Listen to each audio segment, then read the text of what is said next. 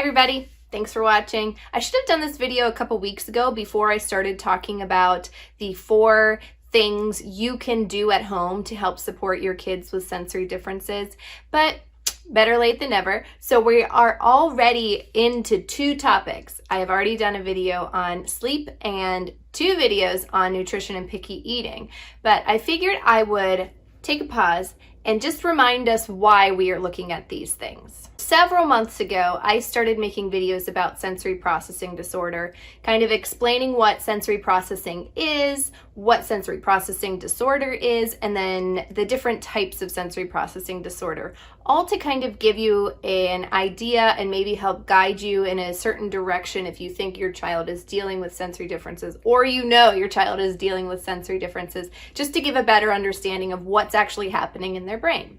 But then I kind of froze a little bit because at the end of one video I said, next week I will give you some suggestions and strategies to use with your sensory child. When I went to start writing out what I wanted to talk about in that strategies video, I quickly realized that I had kind of overshot myself. As an OT, if I see a child with sensory issues, that does not mean that there's a one-size-fits-all strategy or do this and everything will be better. So I had kind of set myself up for failure to say, I'm going to give you ideas to help your kid without taking into account that I don't know exactly what's going on. So I started to think about what are the things that any child with sensory needs would benefit from, regardless of whether they are a sensory modulation kid, a sensory motor disorder kid, or a discrimination kid. If you want more info on what the different types of sensory processing disorder are, follow this link. I never remember which side it comes up on. Figuring out what could help any child, it caught me up for a long time. How do I help parents help their kids across the different sensory profiles? What I came up with are 4 foundations that you can set for your child at home to give them the opportunity for success, regardless of what is really going on. So these are things that literally any child would benefit from, but they are particularly helpful for kids who deal with sensory issues every day. Those 4 things are sleep, nutrition, routines, and sensory-rich play. These are not treatment strategies, but they are a place to start. Why? Let me tell you.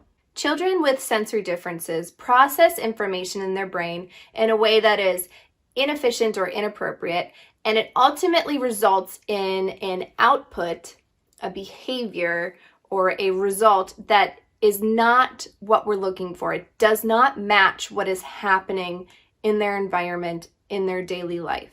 Their output could cause them to become more dysregulated. It could cause meltdowns. It could cause disruptions to routines.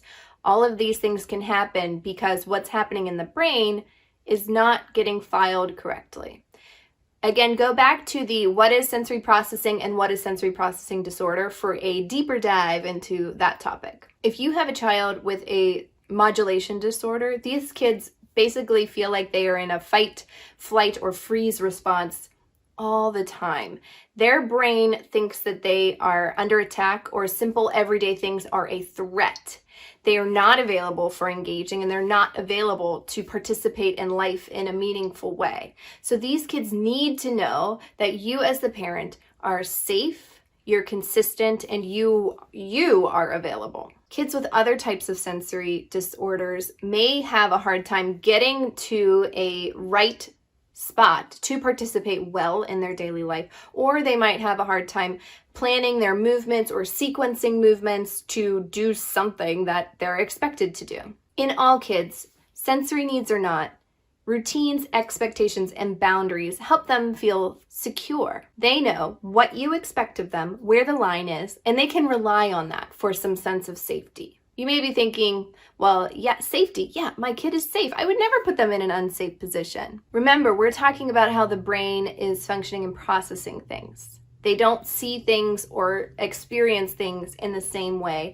Their response isn't appropriate. It doesn't match what is actually happening. So these things are especially important for kids who are trying to make sense of their world. That's why these 4 things were chosen, to give their brain a chance to get some constants, some basic, though not easy. I have to say that. They're not easy to change or implement, but they are basic. They are foundational for all of the other skills that you want them to build.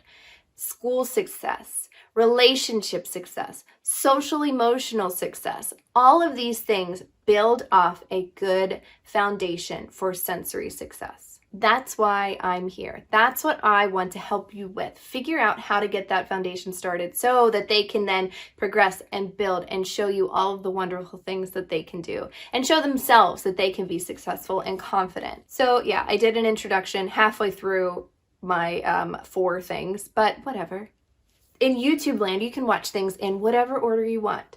So this is my intro, but sleep and nutrition and picky eating are already completed. And next up, we'll do routines. So I'll see you guys next week.